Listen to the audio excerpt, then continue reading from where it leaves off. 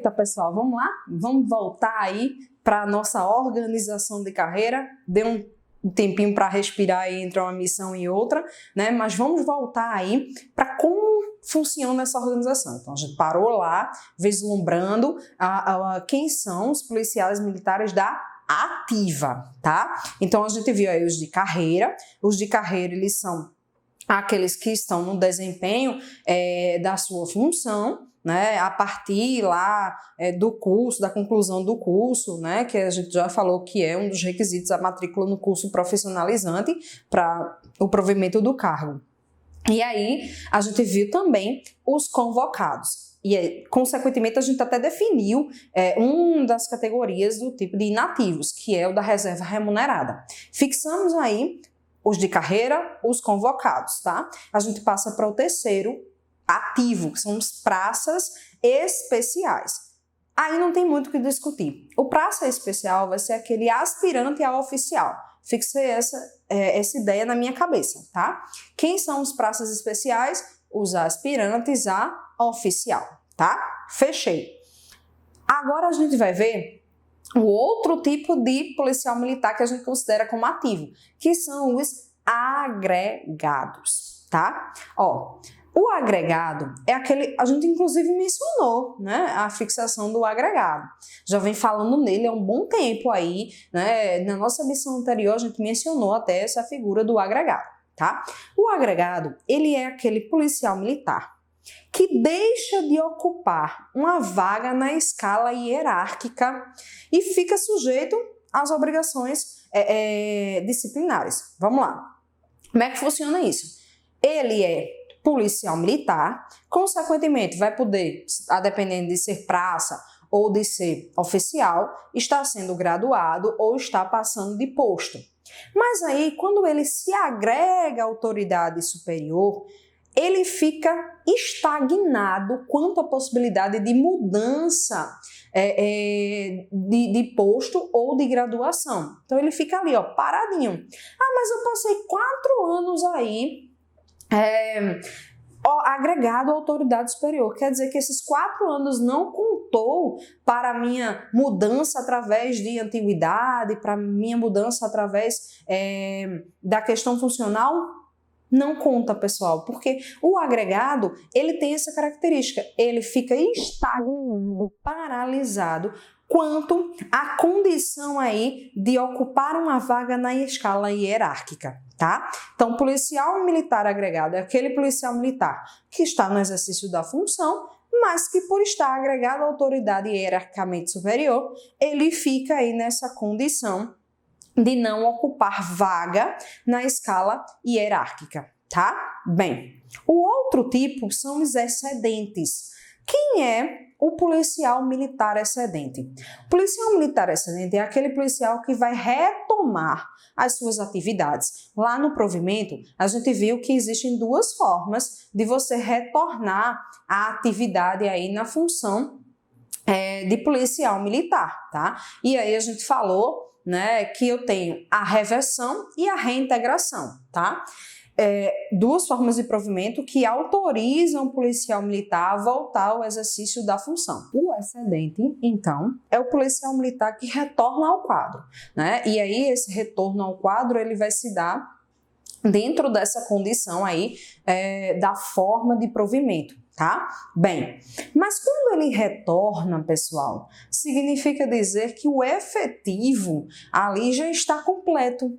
Na verdade, não tem como, né, enquadrar aquele policial militar, porque o quadro ele está completo. Então, ele se tornou um excedente daquele quadro. O efetivo, ele está completo. Quem nunca já escutou, né? Excesso de contingente, né? É a ideia do excedente, tá? Mas aí ele vai ser um policial militar excedente. O que é que acontece? Ele teria aí essa condição, né, de retornar ao quadro com efetivo completo e vai se tornar excedente. E também tem a possibilidade do policial militar ele ser excedente quando ele for promovido com a questão de bravura. mas não tem vaga para ele ocupar aquela promoção que ele conseguiu. Então, ó, o policial ele conseguiu ser promovido por bravura, mas não existe vaga para que ele ocupe, né? Porque aí você tem a consideração de ele ser um excedente. Então, são dois casos para que o policial ele possa se tornar excedente. O PM que retorna ao quadro pelas vias de provimento com efetivo completo, ou então aquele que foi promovido por bravura, mas não tem vaga para ele executar a sua promoção, tá? Então, nós vimos aí os policiais militares da ativa de carreira, os convocados, os praças especiais e os agregados e os excedentes. Então, 5 já. Vamos lá. Quem é o próximo? É o policial ausente e os desertores. Quem vai ser o policial ausente? Vai ser aquele PM que, por mais de 24 horas consecutivas, ele não aparece. Não aparece em que sentido? Vamos ver aí quais são os sentidos. Mas de imediato eu tenho já que memorizar. O policial ausente vai ser o PM que por mais de 24 horas consecutivas não apareceu, tá? Mas não apareceu em que sentido? Aí a legislação vai dizer pra gente. Ele teria que se apresentar naquele determinado dia e não compareceu e também não comunicou por mais de 24 horas. Então, não compareceu sem comunicação por mais de 24 horas, ele vai ser considerado como PM ausente.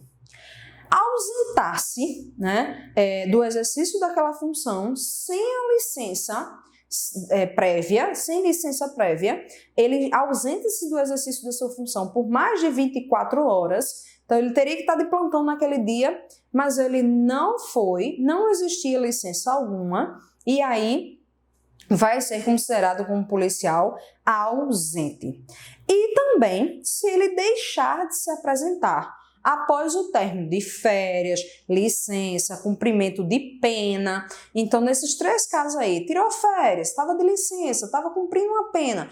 24 horas, ele teria um prazo de 24 horas para se apresentar, mas deixou de realizar essa apresentação. Cessou as férias, cessou a licença, cessou o cumprimento de pena, ele teria aí 24 horas para se apresentar, não fez. Então, passadas essas mais de 24 horas consecutivas, ele será considerado ausente. Cuidado aí, pessoal, com essa questão das 24 horas. Não é 48, não é 36, 24 horas. Mais de 24 horas consecutivas, não se apresentando sem comunicar, não se apresentando sem licença prévia, não se apresentando após a licença, após as férias ou após o cumprimento de pena, esse policial será considerado ausente. Aí a lei fala em ausente desertor, tá? A deserção é considerada um crime, que está lá previsto no Código Penal Militar, tá? Deserção vem da ideia de abandono. Então, o indivíduo ele foi colocado como policial militar para o exercício de uma função num determinado posto e ele simplesmente abandona aquele posto, ele vai ser considerado como policial deserto. Então, quando a gente fala dos desertores, a gente vai observar o que está disposto na legislação penal militar. Então, quando vocês forem estudar penal militar, vocês vão ver de forma clara essa ideia do que seria aí esse critério aí de deserção, tá? Dos policiais desertores. Bem, além dos policiais ausentes e desertores, a legislação vai falar dos desaparecidos e extraviados. Como é que funciona essa ideia do indivíduo ser desaparecido? O PM, ele estava em serviço. Olha a diferença do ausente. O ausente não vai para a prestação de serviço. O desaparecido, ele está na prestação de serviço, mas o paradeiro dele é ignorado há mais de 8 dias. Então, o indivíduo estava no exercício da função e desapareceu e há mais de 8 dias ninguém sabe onde esse indivíduo está. Então, ele vai ser considerado desaparecido. Prazo aí de quanto? 8 dias, tá?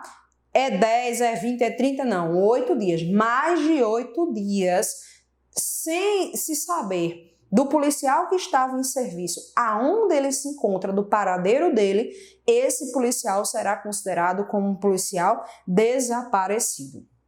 Agora, se desse desaparecimento, o policial estava na prestação de serviço, e desse desaparecimento se contar mais de 30 dias, ele será considerado um policial extraviado. Então, veja, o policial ele pode estar desaparecido ou ser extraviado. Quando é que ele vai estar desaparecido? Quando ele estava na prestação de serviço e não se sabe do paradeiro dele há mais de 8 dias. Então, não se tem notícia de onde esse policial está há mais de 8 dias, tá? O policial desapareceu.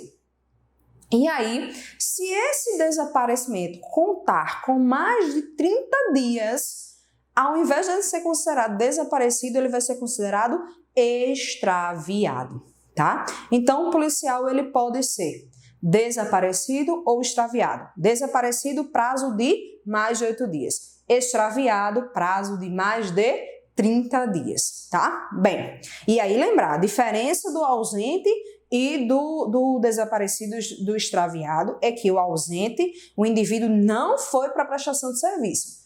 No desaparecido ou extraviado, ele foi para a prestação de serviço e sumiu, desapareceu, né? Como se diz aqui, escafedeu-se, né? Ninguém sabe dele por mais de 8 dias ou por mais de 30, tá? Mas ele estava no exercício da função do serviço dele. Bem, além desses, né, que a gente considera como ativos, eu falava para vocês que nós temos aquele que a gente considera como inativos. E aí nós falamos inicialmente do policial da reserva remunerada. É aquele policial que se aposenta, completou o tempozinho de serviço dele lá, né? Vem a concessão da aposentadoria, ele vai agora, ó, sombra e água fresca, né? Fica lá, aí na Bahia somente passeando lá no Mercado Modelo, né? Subindo no elevador da Lacerda, indo para as belíssimas praias, então vai ficar lá, ó, sentadinho, descansando, recebendo a aposentadoria. Agora, lembrando que ele ainda fica vinculado, ainda existe o cordão umbilical entre o policial pessoa física e instituição Polícia Militar do Estado da Bahia, reserva remunerada. Já se o indivíduo ele foi reformado, se ele é um policial que está na inatividade, mas de forma reformada, agora significa dizer que ele está aposentado e ele está aposentado com a dispensa definitiva. Não existe mais o cordão umbilical, não existe mais a ligação entre o policial militar e a instituição da Polícia Militar do Estado da Bahia, tá? Desvinculou. Então, houve uma dispensa definitiva. Então, o policial militar que é reformado, ele foi dispensado de forma definitiva aí, do exercício da sua função de policial militar. Não existe mais ligação entre ele e a instituição Polícia Militar do Estado baiano. E existe ainda a figura daqueles que estão na reserva não remunerada, tá, pessoal? Já me traz a ideia.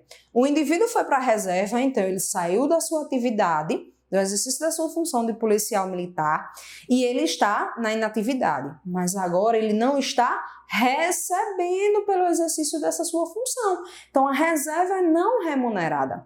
E reserva não remunerada significa dizer que ele foi exonerado, né? Então, por algum motivo, ele perdeu o cargo público dele. Ele foi exonerado. Então, ele vai para a reserva não remunerada, tá? Então, os 3 casos aí de inatividade: reserva remunerada, o policial militar reformado e a reserva não remunerada, no caso, nesse último caso, em caso de exoneração, tá? Bem, fechamos aí essa ideia da organização de carreira, tá, pessoal? Lembrar que tem quem está na ativa, quem está na inatividade, quais são os que estão na ativa e quais são os que estão na inatividade.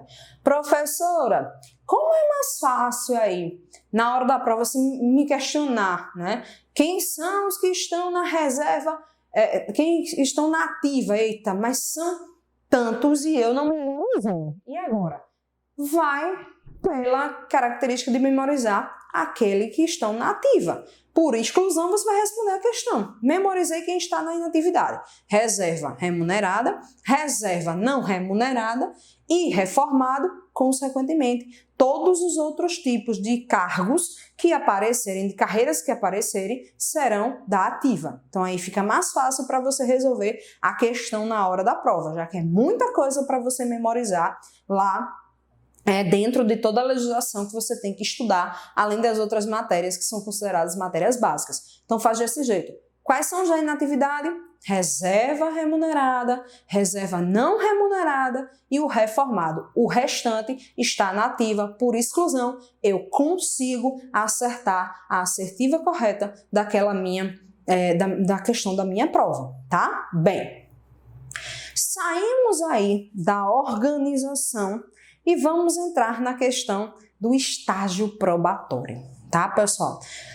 Todo indivíduo que ele entra no serviço público, ele vai passar por uma situação de observação se o indivíduo ele tem competência para estar no exercício daquela função. É como se você tivesse um contrato de experiência na seara privada. Um empregador na seara privada, ele pode contratar, pela legislação trabalhista, um empregado para executar as funções durante o prazo de até 90 dias e verificar se ele tem capacidade. Eu contratei um indivíduo para ser um vendedor, mas o cara sabe fazer tudo, menos vender, né? Ele tem vergonha de chegar nas pessoas. Oxe, passou aí já um mês e ele não conseguiu vender nada. Vamos manter esse indivíduo no quadro? Não, eu preciso de uma pessoa que venda, né? Se eu contratei um vendedor, são pendentes que ele vai vender e vai me dar lucro. A mesma ideia vem para o serviço público. Ora, o cara foi aprovado no concurso público, passou por todas as etapas, mas durante o exercício da função ali, ele não conseguiu provar que ele tem competência e capacidade para executar aquela função. E aí, a própria instituição da legislação federal, e aí no nosso âmbito estadual, vai colocar que eles podem se passar, né, por essa estruturação de verificação de competência. E essa verificação de competência nós vamos chamar de estágio probatório, tá? E aí como é que vai funcionar esse estágio probatório? De regra, o estágio probatório, ele tem a função de conceder a estabilidade, né? Pessoal, no ramo público, o indivíduo que foi aprovado no concurso público e passou por esse estágio probatório, ele tem a garantia efetiva de se tornar estável. A perca do seu cargo público só vai se dar por demissão e através de processo administrativo e processo judicial. Não é simples. Não basta apenas que eu olhe para aquele funcionário público no nosso âmbito militar, não gostei da sua cara, não gostei do cabelo, né? Não gostei da armação do seu óculos, então você está demitido. Não gostei da forma como você falou comigo, está demitido. Isso não funciona na seara do serviço público. Me tornei estável, é necessário que exista uma falta grave prevista em regulamento, inclusive a gente vai falar sobre eles, eu já mencionei isso para vocês, para que essa demissão aconteça, para que eu perca o meu cargo público. Existem regras expostas na própria legislação para que isso aconteça, tá? E é por isso que a gente passa por esse procedimento de estágio probatório para confirmar a presença dessa estabilidade. E aí o legislador disse para a gente inicialmente que a estabilidade ela vai se dar para você através de 3 anos de efetivo exercício. Então, quando é que eu, aprovado no concurso público, você aí, que está se preparando através do Estou Preparado, que você vai estar ganhando essa estabilidade após a sua aprovação em concurso, no concurso da PM Bahia, após 3 anos de efetivo exercício da sua função de policial militar. E aí, o legislador dispõe para a gente que o estágio probatório, que a gente tanto falou, que é o processo, o procedimento para você garantir a efetividade dessa estabilidade vai se dar em 36 meses. Professora, 36 meses não é os mesmos 3 anos que a senhora mencionou anteriormente? Não, porque pode haver paralisações. Vão existir férias, né, durante, então, 36 meses no direito difere de 3 anos. 3 anos estável, 36 meses, a necessidade que eu tenho para condução do meu estágio probatório. Então, ó, vou me tornar estável após 3 anos de efetivo exercício. O meu estágio probatório compreende um período de 36 meses. E aí, o que vai acontecer? Durante esses 36 meses, a Polícia Militar, a estrutura, vai observar se você, que assumiu aquele cargo público, tem aptidão para o desempenho do cargo. Se você, de fato, tem competência para estar ali naquela função, né? Eita, fui aprovado no concurso da Polícia Militar de Pernambuco. Até consegui passar lá no curso profissionalizante. Mas na hora de chegar no meio da rua e atirar para defender a sociedade, a minha mão começou a tremer, eu não consegui atirar, joguei a arma no chão, larguei tudo, me escondi atrás do carro e só fazia tremer. Eita, e agora? O indivíduo não tem aptidão. Coloca o cara lá no setor administrativo para ver se ele faz alguma coisa. Sentou o indivíduo lá na frente do computador, rapaz, parecia que estava mexendo numa máquina de datilografia, passou 4 horas para emitir um ofício, não sabia nem para onde ia. Cadê a aptidão? Cadê a capacidade do indivíduo para o desempenho do cargo? Não tem. E aí, pode esse indivíduo continuar no exercício? Vai ser complicado. O estágio probatório dele não vai ser concernente à aprovação. Só que, além disso, dessa garantia aí de observar a aptidão e a capacidade para o desempenho, o artigo 36 da lei vai trazer para a gente alguns requisitos também que são necessários, tá? Então, ele vai trazer assiduidade. Então, o indivíduo tem que cumprir com todos os seus plantões lá, tem que ser assíduo. Ele é aquele policial que toda semana bota um atestado para não ir trabalhar. Poxa, cadê a assiduidade? Não pode. Então, ele tem que ter assiduidade. Disciplina, a gente já falou da disciplina. Ele tem que cumprir rigorosamente com o que está disposto na lei e nos regulamentos. Além disso, cumprir com as ordens, né, dos seus superiores hierárquicos, tá? Observância das normas hierárquicas e ética militar. Então, tem que observar, isso aí está até vinculado à disciplina.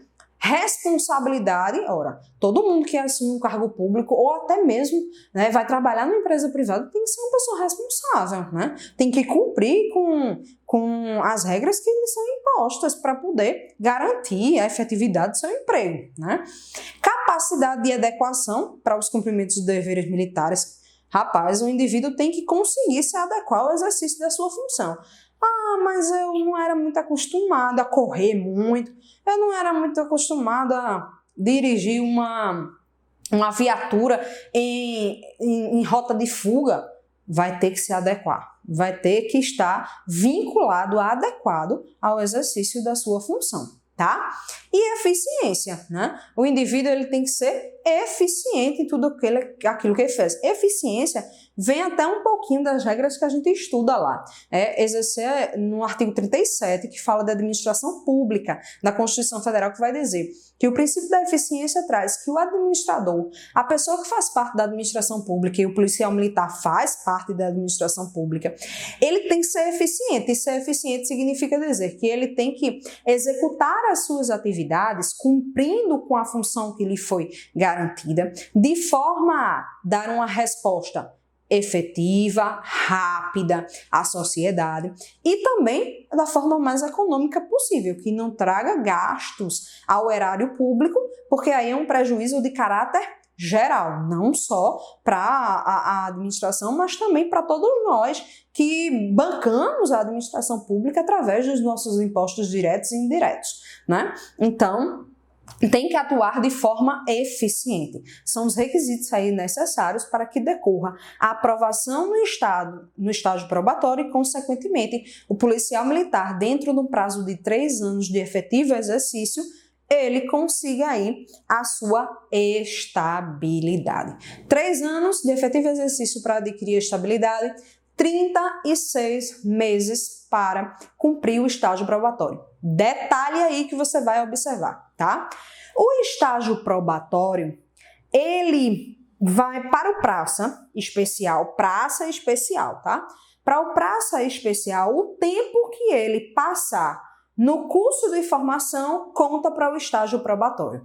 Então, o tempo em que ele ficar no curso de formação, esse tempo vai contar para o estágio probatório dele. É uma observação importante, pode vir aí, é uma exceção, né? A regra geral é para todo mundo, a exceção para o praça especial, que o tempo em que o praça especial estiver no curso de formação, conta para o estágio probatório dele, tá? Então, fixei a ideia aí do estágio probatório, lembrar aquilo que eu sempre venho falando para vocês, tá? Tem data, tem tempo, tem... Então, 3 anos, 36 meses, separar aí.